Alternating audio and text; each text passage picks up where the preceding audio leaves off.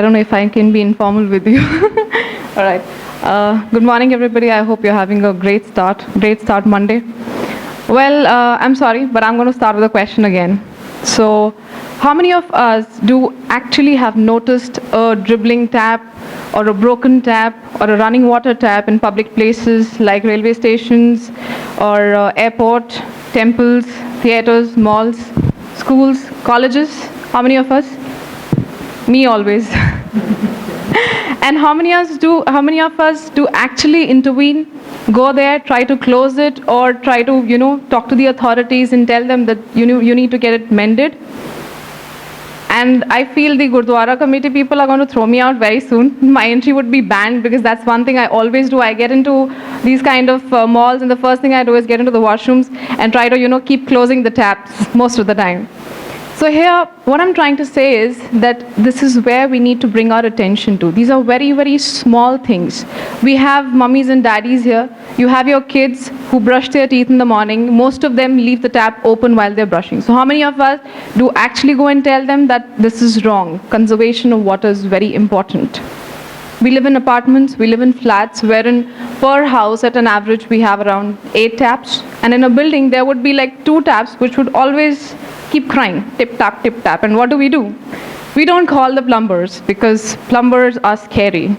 The breed of plumbers, carpenters, electricians, they are demigods. They can give you sharp. So we don't prefer calling them. Rather, what we do, we just tie a cloth to the tap and just put a message saying that don't touch the tap. But that's not how it works. Water finds its way. So what I'm trying to say is that conservation should be an attitude. And when you value something, you don't waste it. And the values they start from home.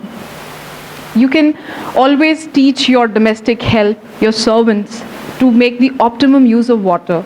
These days we have RO at our places. That's a very common way of water cleansing or filtering, whatever. And it discards more water than the water we use, actually. Why not we use that water for mopping?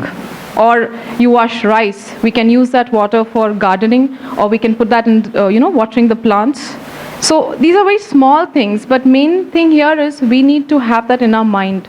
That realization needs to remain.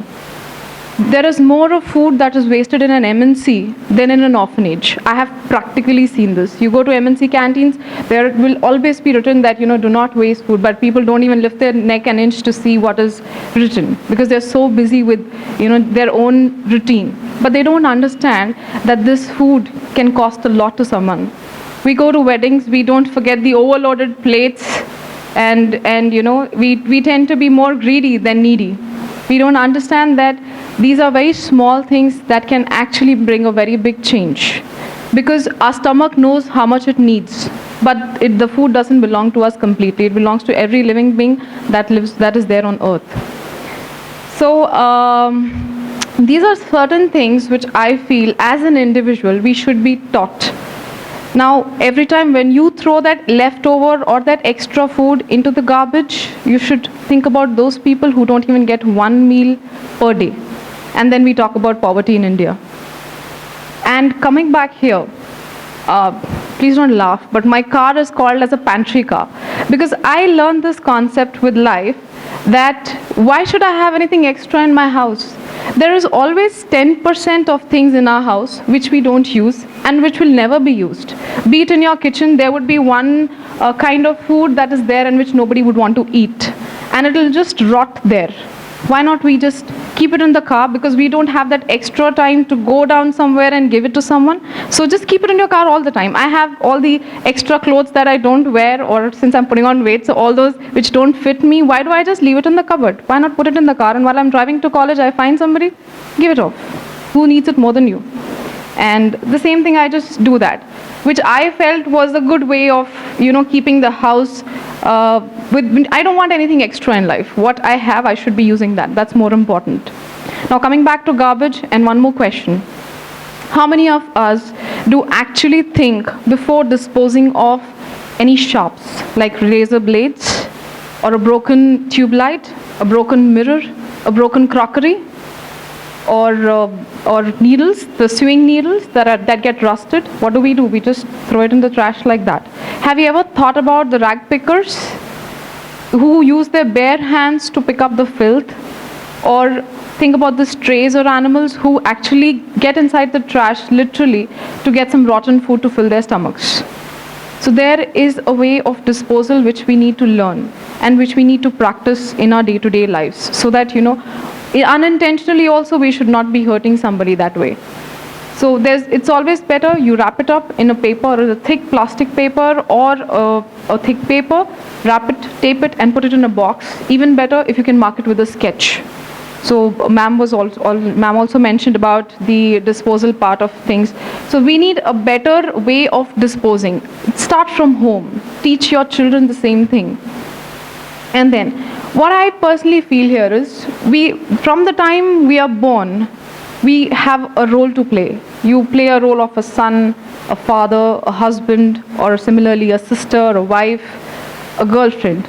They're all roles, and you want to be good in each role, right? You don't want to be a good father and a bad son. That doesn't work.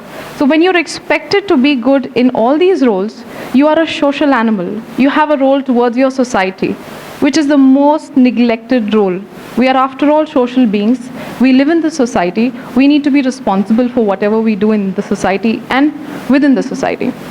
So this is one most neglected thing which we all need to wake up with. Every morning, we always take care about cleaning our houses, keeping them neat and clean. You have your domestic helps coming and doing that. One day she doesn't come, you just go crazy.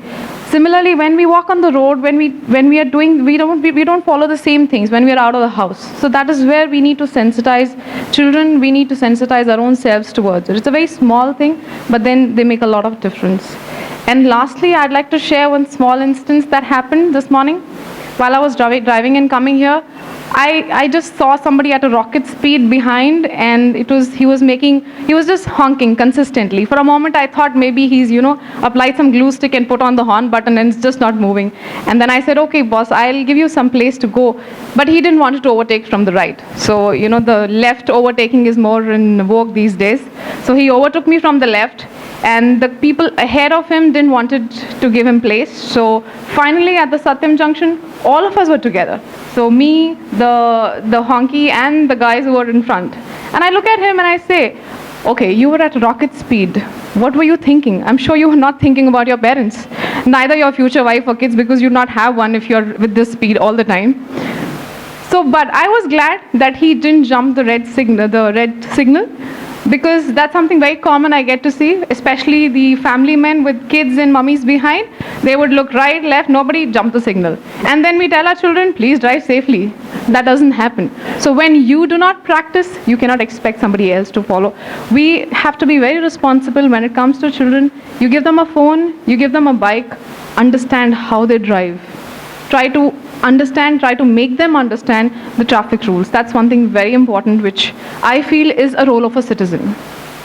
And lastly, when you see some object on the road that can lead to an accident, don't swing your bike right, don't swing it left. Park it, pick it up and put it back, or put it aside, so that you save a lot of lives that way. So these are very few things I just wanted to bring everybody's attention on. There's a lot more to talk, but for now I think this should be good. Thank you so much.